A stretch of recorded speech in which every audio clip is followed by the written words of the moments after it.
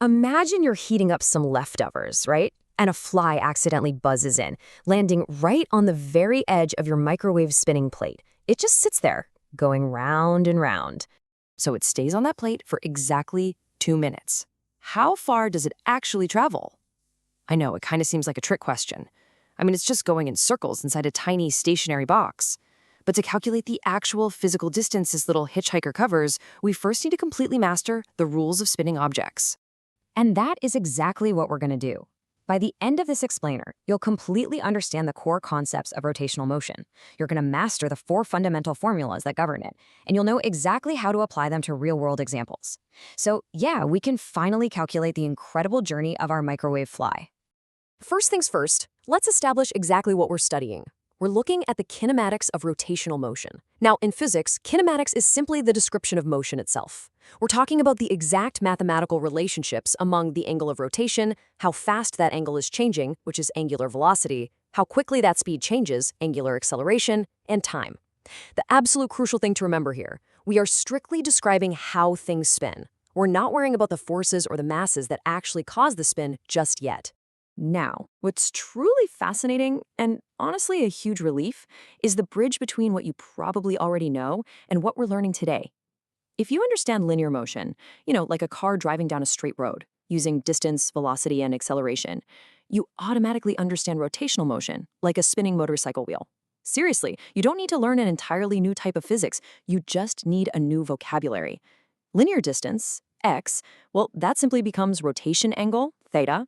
Linear velocity, v, becomes angular velocity, omega, and linear acceleration, a, becomes angular acceleration, alpha. Okay, let's dive into this for a second. Look at how perfectly the rotational formulas on the left completely mirror the translational or linear formulas on the right. Wherever you used an x for distance in a straight line, you now just substitute theta for angle. Instead of v, we swap in omega. Instead of a, we use alpha. If you've already memorized the linear equations for a physics test, you literally already have the rotational ones locked in your brain. These 4 equations are your entire mathematical toolkit for this whole topic. But hold on, before we start crunching numbers, I've got a quick test for you. Think about what we just discussed. What do you think is the absolute #1 mistake students make when plugging numbers into these 4 rotational formulas? Go on, guess. I see this happen constantly, and honestly, it will completely ruin your final answer every single time. All right, here is the golden rule. Always, always, always use units of radians for your angles, not degrees and definitely not revolutions. Now you might be wondering, why does this matter so much? Well, mathematically speaking, radians are dimensionless. They are the essential, absolutely required bridge that lets us connect spinning, angular quantities to straight-line physical distances. If you plug 360 degrees into these formulas instead of 2 pi radians, your math will instantly fall apart. No way around it. So, the crucial point here is having a rock-solid problem-solving strategy. Treat it like a simple 4-step checklist. First, identify your unknowns. Second, list out your knowns. Third, match up the right analog equation. And fourth, substitute and solve in radians, of course. Let's actually put this into practice. Let's make this way easier with a real-life example. Picture a deep-sea fisherman. He gets a massive bite, and the fish immediately darts away, just ripping the fishing line off the reel. The whole system starts at rest, but suddenly the reel is screaming as it spins faster and faster and faster. Following our strategy, let's physically map out our known variables for this fishing reel. We know the reel has a radius of 4.50 centimeters. As the fish pulls, the reel experiences a constant angular acceleration, that's our alpha, of 110 radians per second squared.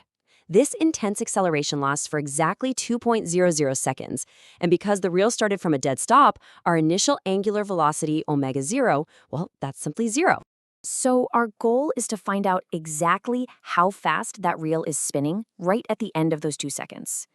Thinking mentally back to the table of 4 formulas we looked at a minute ago, which equation gives us the final angular velocity, our omega, using only the knowns we just listed? It's actually the most straightforward one.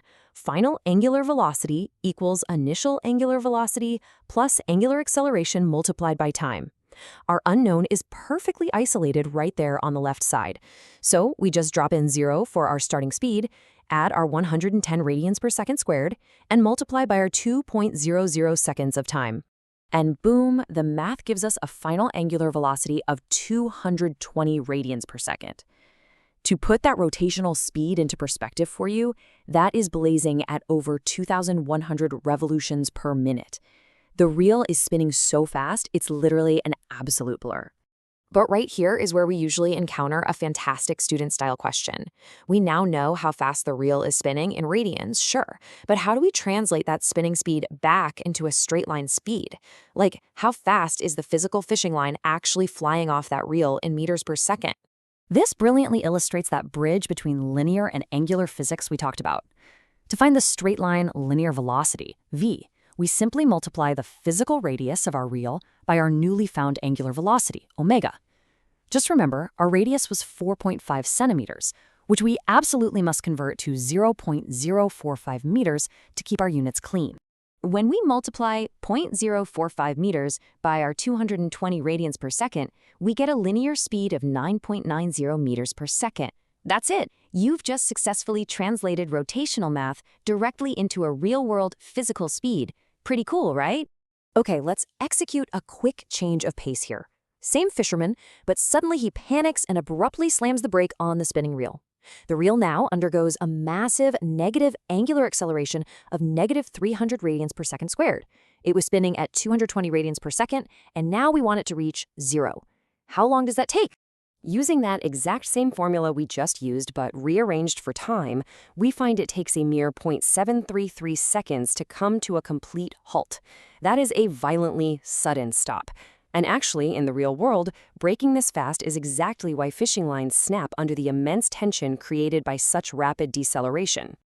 All right, now that we have a complete picture of how all this works, let's connect this back to our very first problem. We are going back to the fly trapped in the microwave. We officially have all the tools we need to solve this. Here is our setup. The fly is sitting on the edge of a plate with a radius of 0.15 meters. The plate rotates at an average angular velocity of 6.0 revolutions per minute, and the time is 2.0 minutes. But wait, this is incredibly important. Look really closely at our units here. We have revolutions and we have minutes. If you plug these directly into your kinematic formulas, you are falling right into a classic trap. Remember our golden rule. We absolutely, definitely must convert to radians. First, we find the total revolutions. So 6 revolutions per minute multiplied by 2 minutes gives us 12 total revolutions. Now, because there are 2 pi radians in every single revolution, we multiply 12 by 2 pi, which gives us a total rotation angle, or theta, of 75.4 radians. Okay, now our data is actually ready to use. To find the actual physical distance the fly traveled, our linear x, we just use our simple linear rotational bridge. Distance equals the physical radius multiplied by our total rotational angle in radians. We multiply our 0.15 meter radius by 75.4 radians, and we get a staggering 11 meters. No way, right? That little fly traveled 11 meters while stuck inside a tiny stationary box on your kitchen counter. It truly proves the hidden power of rotational kinematics once you start actually doing the math. Before we wrap up, let's quickly summarize the key points you need to master. First, rotational motion completely mirrors linear motion. Basically, if you know how a car moves in a straight line, you know how a wheel spins. Second, there are 4 core equations you're going to use to solve every constant acceleration problem. And third, the absolute golden rule. Always convert your angles to radians before doing any calculations. We've spent this entire explainer learning how to describe rotational motion flawlessly. But here's a little something to think about before you go. If kinematics simply describes the motion perfectly, what actually causes the spin in the first place? Think about it. Why is it so easy to spin a bicycle wheel, but incredibly hard to spin a massive merry-go-round? Well, that is exactly what we're going to uncover next time when we dive into rotational dynamics and inertia. Keep questioning everything, and I'll see you in the next explainer.